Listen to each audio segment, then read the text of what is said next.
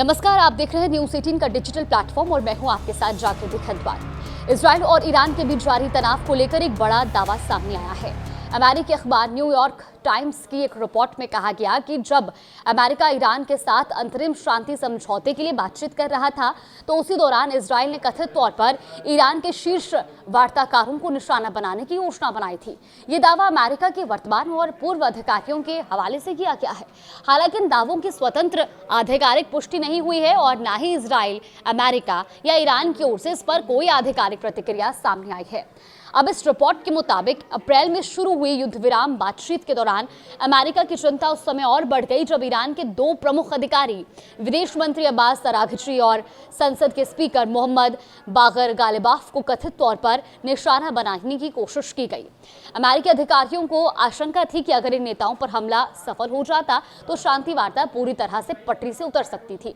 और इसी वजह से वॉशिंगटन ने क्षेत्र के कुछ अन्य देशों से ईरान को संभावित खतरे के बारे में आगाह करने के लिए कहा था। अमेरिका को डर था कि बातचीत में शामिल नेताओं पर किसी भी तरह का हमला पूरे शांति प्रयास को विफल कर सकता है और रिपोर्ट में ये दावा भी किया गया कि ईरान के शीर्ष नेतृत्व को निशाना बनाना युद्ध की शुरुआत से भी इजराइल की रणनीति का हिस्सा रहा है। रिपोर्ट के अनुसार युद्ध के शुरुआती दौर में हुए इजरायली और अमेरिकी हमलों में ईरान के सर्वोच्च नेता अयातुल्ला अली खामेनेई और कई अन्य वरिष्ठ अधिकारियों के मारे जाने का दावा किया गया और रिपोर्ट के मुताबिक जहां अमेरिकी सेना का मुख्य फोकस ईरान की नौसेना और मिसाइल क्षमता को कमजोर करना था, तो वहीं इजराइल ने शुरुआत से ही ईरान के शीर्ष राजनीतिक और सुरक्षा नेतृत्व को निशाना बनाने पर ज्यादा जोर दिया। रिपोर्ट में यह भी कहा गया कि इजराइल की कथित टारगेट लिस्ट में वरिष्ठ राष्ट्रीय सुरक्षा अधिकारी अली लारिजानी और पूर्व विदेश मंत्री कमाल खराजी जैसे नाम भी शामिल थे। अब्बास अराघची और मोहम्मद बागर गालिबाफ अमेरिका और अन्य देशों के साथ युद्ध विराम और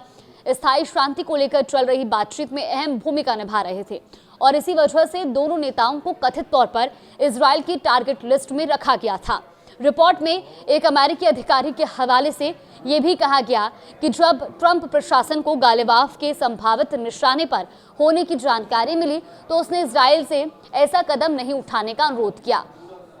रिपोर्ट में आगे दावा किया गया कि इसी साल अप्रैल में जब अराघची और गालिबाफ अमेरिका उपराष्ट्रपति जेडी वेंस से बातचीत के लिए इस्लामाबाद जाने वाले थे कि तभी उनकी सुरक्षा को लेकर गंभीर चिंता थी। ईरानी अधिकारियों को आशंका भी थी कि यात्रा के दौरान इजराइल हमला कर सकता है और रिपोर्ट के मुताबिक ईरानी प्रतिनिधिमंडल को लेकर जा रहे विमान को पाकिस्तान की ओर से लड़ाकू विमानों की सुरक्षा भी दी गई। तो वहीं तेहरान लौटते समय ईरान की सुरक्षा एजेंसियों ने विमान को अलर्ट भेजा कि खुफिया जानकारी के अनुसार इजराइल हमला करने की तैयारी कर रहा है। रिपोर्ट में दावा किया गया कि इजराइल के दो लड़ाकू विमान ईरान के हवाई क्षेत्र में प्रवेश कर चुके थे और संभावित खतरे को देखते हुए विमान को तेहरान की बजाय मशहद हवाई अड्डे पर उतारा गया, जो कि पाकिस्तान की सीमा के सबसे करीब माना जाता है। इसके बाद ईरानी प्रतिनिधिमंडल ने सड़क मार्ग से करीब 8 घंटे तक का सफर तय कर तेहरान पहुंचकर अपनी यात्रा पूरी की। हालांकि एक बार फिर यह स्पष्ट करना जरूरी है कि न्यूयॉर्क टाइम्स की